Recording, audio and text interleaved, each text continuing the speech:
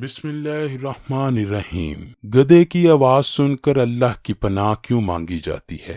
گدے کو حضور اکرم صلی اللہ علیہ وآلہ وسلم نے کیوں حرام قرار دیا اور کب تک مسلمانوں پر گدھا حلال رہا تھا؟ گدے کو انبیاء کی سواری کیوں کہا جاتا ہے؟ کیا حضور اکرم نے بھی کبھی کوئی گدھا پالا تھا؟ اللہ پاک نے یہودیوں کو قرآن میں کیوں گدھا کہا ہے؟ شیطان نے 5 گدھے کیوں پالے تھے؟ حضرت عزیر کا گدھا تاریخ میں اتنا مشہور کیوں ہے؟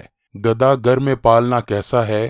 دنیا کی کون سی ایسی سیاسی پارٹی ہے جس کا انتخابی نشان گدھا ہے؟ ناظرین گرامی، آج کی ویڈیو میں انہی اہم سوالات کے جوابات دیے جائیں گے۔ ایک اندازے کے مطابق اس سیدھے سادے جانور کی دنیا بھر میں 250 کے قریب اقسام ہیں۔ یہ بنیادی طور پر گھوڑے کی فیملی سے تعلق رکھتا ہے۔ اسے مال برداری اور سواری کے لیے 5000 برس سے استعمال کیا جا رہا ہے۔ پھر وقت کے ساتھ ساتھ اس کی ذمہ داریوں میں بھی گاڑی کھینچنے اور ہل چلانے جیسے کام بھی شامل ہو گئے۔ بتایا جاتا ہے کہ 3000 قبل مسیح میں مصر میں اس کا گھریلو استعمال شروع ہوا، گو کہ اسے صابر، کانے، فرما بردار اور سخت جان جانور سمجھا جاتا ہے، تاہم اس کی ضد بھی مشہور ہے۔ ذہین ہے مگر بے وقوفی میں بھی کم نہیں۔ عام طور پر 15 سال تک یہ زندہ رہتا ہے، مگر اچھی دیکھ بھال کی جائے تو 50 برس بھی جی لیتا ہے۔ گدھی 12 ماہ میں ایک ہی بچہ دیتی ہے کہ گدھوں کے جڑواں بچے شاذ و نادر ہی ہوتے ہیں۔ پاکستان گدھے کی افزائش اور تعداد کے لحاظ سے دنیا میں تیسرے نمبر پر ہے۔ اللہ پاک نے ہر چیز کو انسان کی مدد کے لیے پیدا کیا ہے۔ انسان کو اللہ پاک نے بس اپنی عبادت کے لیے پیدا کیا۔ اللہ نے انسان کو اشرف المخلوقات کے شرف سے نوازا ہے۔ یہی وجہ ہے کہ ہر کوئی چیز انسان کے تابع ہوتی ہوئی نظر آتی ہے۔ اللہ پاک نے گدھے کی تخلیق میں بھی یہی حکمت پوشیدہ رکھی کہ انسان گدھے کو اپنے کاموں میں استعمال کر سکے۔ جس طرح اللہ نے قرآن پاک کی سورہ نحل کی آیت نمبر 5 میں یوں فرمایا ہے، اسی نے چوپائے پیدا کیے جس میں تمہارے لیے گرم لباس ہیں اور بہت زیادہ نفع ہے، بعض تمہارے کھانے کے کام آتے ہیں۔ گدھا شروع سے ہی انسانوں کی خدمت کرتا ہوا نظر آ رہا ہے۔ گدھا شروع میں حلال تھا، بلکہ جنگ خیبر تک مسلمان بھی اس کا گوشت کھاتے رہے ہیں۔ ناظرین گرامی، یہاں یہ بات بتاتے چلیں کہ جنگلی گدھا ابھی بھی حلال ہے۔ جنگلی گدھا جسے گور خر کہتے ہیں حلال ہے۔ احادیث صحیحہ سے گھریلو گدھے کے گوشت کی حرمت واضح ہوتی ہے۔ نبی اکرم نے جنگ خیبر کے موقع پر پالتو گدھے کے گوشت کو حرام قرار دیا تھا۔ ائمہ سلف و خلف اور جملہ علماء کا پالتو گدھے کے گوشت کی حرمت پر اجماع ہے۔ رسول اکرم کا ارشاد ہے، حضرت ابو سالبہ رضی اللہ تعالیٰ عنہ فرماتے ہیں کہ رسول اللہ نے پالتو گدھوں کا گوشت حرام فرمایا ہے۔ حضرت جابر بن عبداللہ سے روایت ہے کہ رسول اللہ صلی اللہ علیہ وآلہ وسلم نے خیبر کے روز پالتو گدھوں کا گوشت کھانے سے منع فرمایا اور گھوڑے کے گوشت کی رخصت فرمائی۔ لہٰذا گھریلو یا پالتو گدھے کی حرمت رسول اکرم کے فرمان سے ثابت ہے۔ گدھے کو انبیاء اکرام کی سواری کا بھی شرف حاصل ہوا ہے۔ حضرت موسیٰ، حضرت عزیر اور حضرت عیسیٰ علیہ السلام اور رسول اکرم حضرت محمد نے بھی گدھے کی سواری کی ہے۔ حضرت ابو ہریرہ فرماتے ہیں کہ رسول اللہ نے فرمایا، جب تم کو گدھے کی آواز سنائی دے تو اللہ سے پناہ طلب کیا کرو، کیونکہ گدھا شیطان کو دیکھ کر چلاتا ہے۔ امام ابن سعد اور ابن عساکر نے رسول اللہ سے محبت کرنے والے جانوروں کا ذکر کرتے ہوئے اس خوش نصیب سیاہ گدھے کا بھی ذکر کیا ہے جس پر رسول خدا سواری فرمایا کرتے تھے۔ ابو منظور بیان کرتے ہیں کہ جب حضور اکرم نے خیبر کو فتح کیا تو رسول اللہ نے مال غنیمت میں ایک سیاہ گدھا پایا اور وہ پابہ زنجیر تھا۔ حضور اکرم نے اس سے کلام فرمایا تو اس نے بھی آپ سے کلام کیا۔ حضور نبی کریم نے اس سے پوچھا، تمہارا نام کیا ہے؟ اس نے عرض کیا، میرا نام یزید بن شہاب ہے۔ اللہ نے میرے دادا کی نسل سے 60 گدھے پیدا کیے ہیں، ان میں سے ہر ایک پر سوائے نبی کے کوئی سوار نہیں ہوا۔ میں توقع کرتا تھا کہ آپ صلی اللہ علیہ وآلہ وسلم ہی مجھ پر سوار ہوں گے، کیونکہ میرے دادا کی نسل میں سوائے میرے کوئی باقی نہیں رہا اور انبیاء کرام میں سوائے آپ کے کوئی باقی نہیں رہا۔ میں آپ صلی اللہ علیہ وآلہ وسلم سے پہلے ایک یہودی کے پاس تھا، میں اسے جان بوجھ کر گرا دیتا تھا، وہ مجھے بھوکا رکھتا، مجھے مارتا پیٹتا۔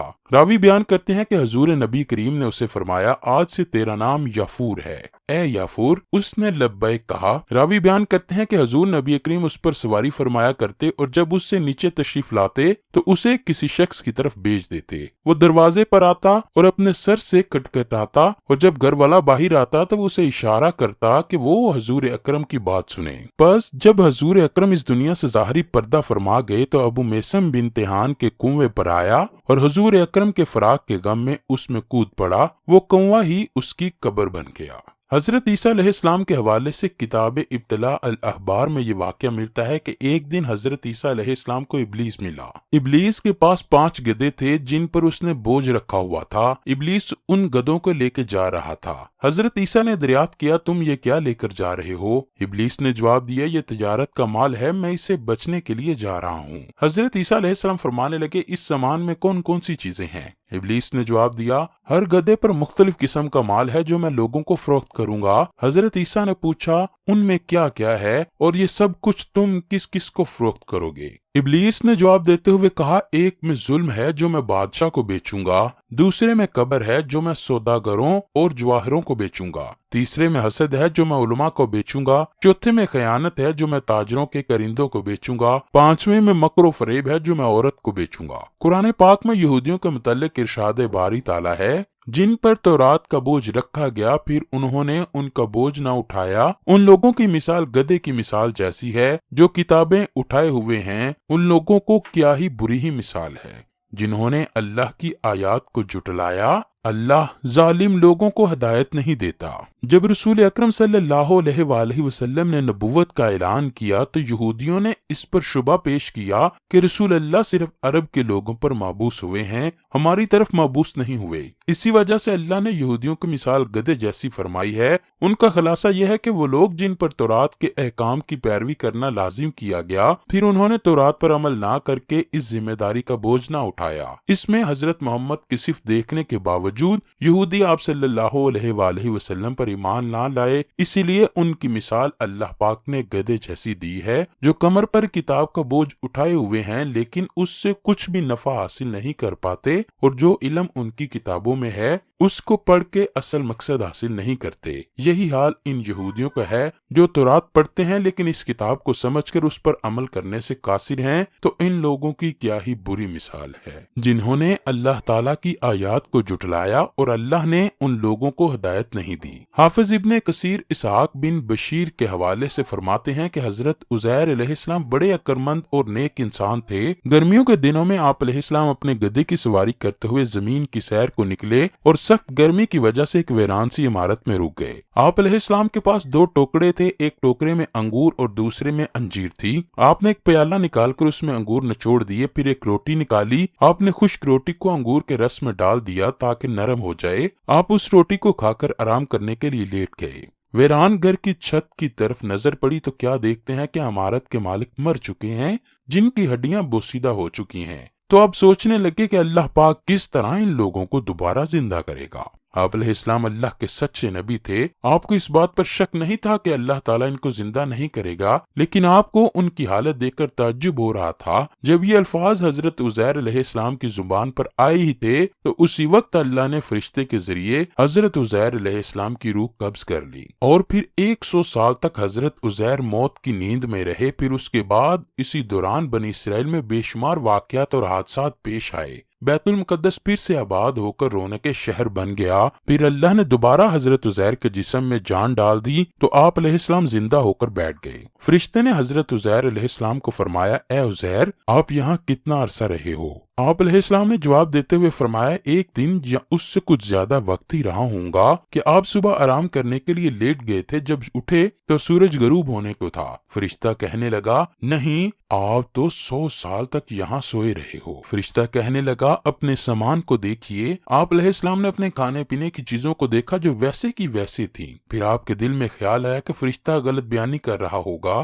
فرشتے نے کہا، آپ علیہ السلام میری بتائی گئی مدت کو غلط سمجھ رہے ہو تو اپنے گدھے کی طرف نظر ماریے۔ جب آپ نے اپنے گدھے کی طرف دیکھا تو اس کی ہڈیاں گل سڑ کر بوسیدہ ہو گئی تھی۔ فرشتے نے ان ہڈیوں کو اللہ کے حکم سے کہا، اکٹھی ہو جاؤ۔ سب ہڈیاں اللہ کے حکم سے جمع ہو کر حرکت کرنا شروع کر دی، اور حضرت عزیر علیہ السلام یہ سب نظارہ دیکھ رہے تھے۔ پھر اللہ کے حکم سے گدھا زندہ ہو کر کھڑا ہو گیا۔ جب حضرت عزیر نے گدھے کو دوبارہ زندہ ہوتے ہوئے دیکھا اور شہر میں ہر طرف رونق ہی رونق دیکھی تو فرمانے لگے، میں یقین رکھتا ہوں کہ اللہ ہر چیز پر قادر ہے، وہی مارنے والا اور پیدا کرنے والا ہے۔ اس واقعے کو قرآن پاک کی سورہ بقرہ میں تفصیل کے ساتھ بیان کیا گیا ہے۔ حضرت دانیال علیہ السلام نے فرمایا ہے کہ گدھا خواب میں دیکھنا نصیب اور بزرگی کی علامت ہے۔ اگر وہ دیکھتا ہے کہ کوئی اس کو گدھا دے رہا ہے تو خواب دیکھنے والے کے لیے یہ خیر اور خوش قسمتی کی علامت سمجھا جائے گا اور ان کے سب غم دور ہو جائیں گے۔ اگر وہ خواب میں زیادہ گدھوں کو دیکھتا ہے تو اس کی دلیل یہ ہے کہ وہ بندہ نیک اور پرہیزگار بنے گا۔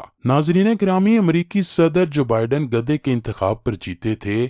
امریکہ کی دو بڑی سیاسی جماعتوں میں سے ایک ڈیموکریٹک پارٹی کا انتخابی نشان گدھا ہے اور دوسری ریپبلکن پارٹی ہاتھی کے نشان پر الیکشن لڑتی ہے۔ 1828 کے صدارتی انتخابات میں اینڈریو جیکسن امیدوار تھے۔ مخالفین انہیں گدھا، احمق اور بے وقوف کہتے تھے، جس پر جیکسن نے انہیں چڑھانے کے لیے اپنے انتخابی پوسٹرز پر گدھے کی تصویر چھپوانا شروع کر دی۔ انہوں نے ووٹرز کے سامنے گدھے کو ایک جفاکش محنتی جانور کے طور پر پیش کیا جو شکوے شکایات کیے بغیر خدمت کرتا ہے اور تھکتا بھی نہیں۔ ان کا کہنا تھا کہ وہ بھی عوام کی اسی طرح خدمت کریں گے۔ عوام کو یہ بات اتنی پسند آئی کہ انہوں نے جیکسن کو امریکہ کا صدر منتخب کر لیا۔ بعد ازاں یہ ڈیموکریٹک پارٹی کی علامت اور باقاعدہ انتخابی نشان قرار پایا۔